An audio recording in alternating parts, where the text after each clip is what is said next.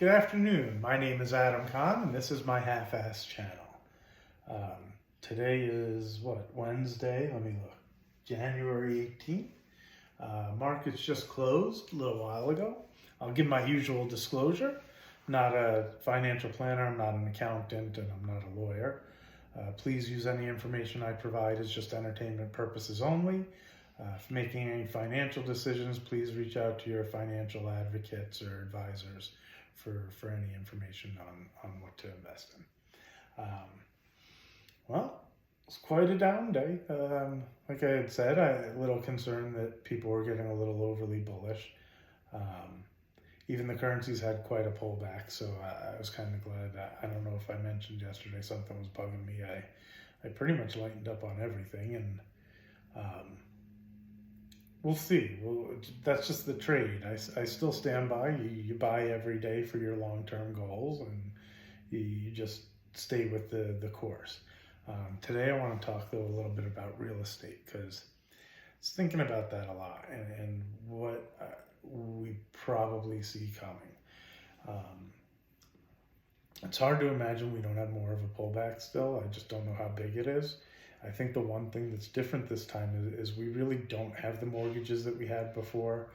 When you take that option arm into play, and so many people who had invested in them at the same time period, that whether they understood it or not and chose not to understand the way that the product worked, after a 5-year typically time horizon, it transitioned from an interest-only payment to principal and interest. So plenty of people were caught off guard with $800 payments becoming $4,000 at the same time the houses were collapsing. So if you've gone from an $800 payment to a $3,000 payment, and your $800,000 home is worth $400,000 or $500,000, mentally, I would have to imagine that's a tough position to be in to think I'm going to stick through this. This time, where the Fed had bought the rates down so much, and the people who qualified didn't need to just have good credit, because let's remember back then they were also doing stated income. Now, I don't know that was the cause, because even though people have income, if they lose their jobs and or other things, there are still things that can spur the same types of issues that can cause that type of move. But with the low interest rates that we had before, the payments that people have are so low on the properties that even if the prices come down this time, I don't know that you end up in a better position. So as an example, you bought a house for $300,000 when rates were at zero, so you have a 3%, 3.5% mortgage. The house went up to $450,000, $500,000. You've crushed it in the equity. Your payment is near nothing, so on and so on. Fed starts raising rates. Mortgages go up into the 5s or 6s where they are now, back down into the 5s maybe. And the prices start coming back down. Well, as the price falls, even if it gets back to your price level with the higher interest rate, why would you get out of that house? Now, if it falls even further and you're upside down and you start looking, odds are your monthly payment would still go up, excuse me to hang that up, to cover that.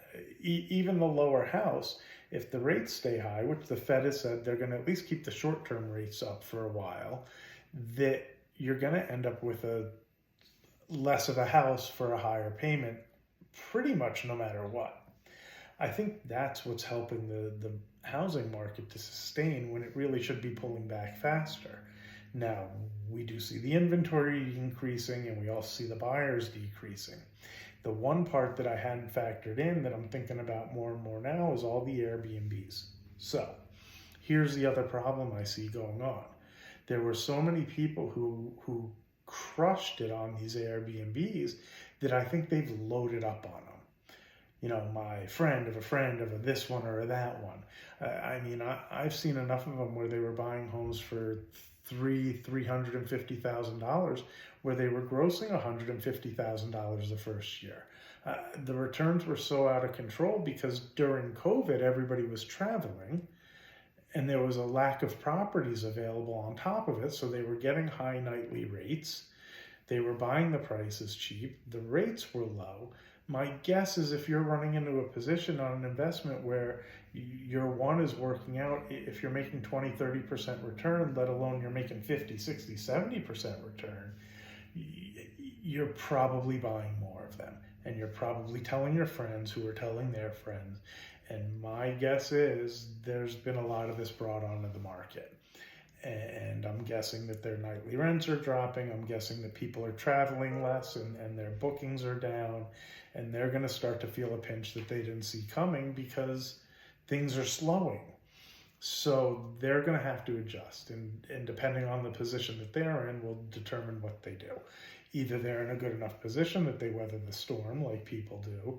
Either it's a little bit tight, or maybe they consider transitioning into a long-term rental because it was a rental, which will start pushing those prices down even further. If you have all the Airbnb rental properties start to saturate the rental market, that'll help push those prices even further down. And then you'll see the ones who have to decide whether they keep the property or not because the math just isn't making sense or never did. I think this creates opportunity on the buy side when it starts to happen because I don't think we've quite seen it yet. I think the people who got into these properties were in a decent position to begin with. I think that they can weather for a while, which is why I think the Fed is saying this is going to take some time and there's going to be some pain. I'd like to be more positive about it, but it's really just kind of what I see. It's very hard for me to picture a different scenario working out. I think the Fed may have to pivot and lower rates, but I don't think that catches it so quickly.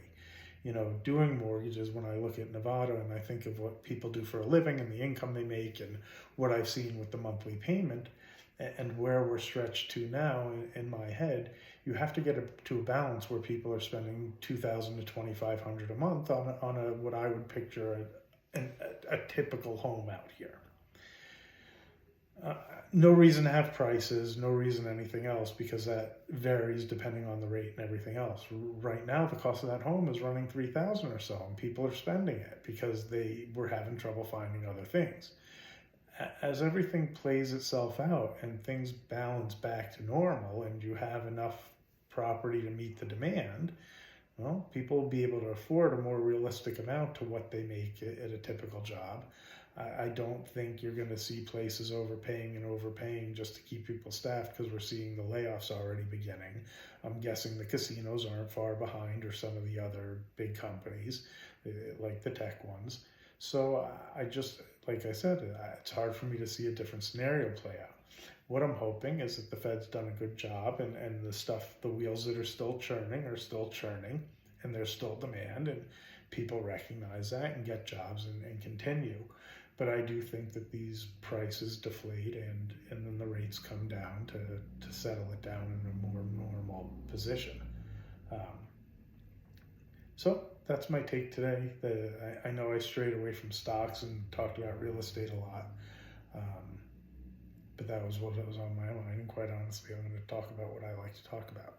So have a good day. Maybe send a thumbs up or like or whatever it is. Hopefully it was interesting.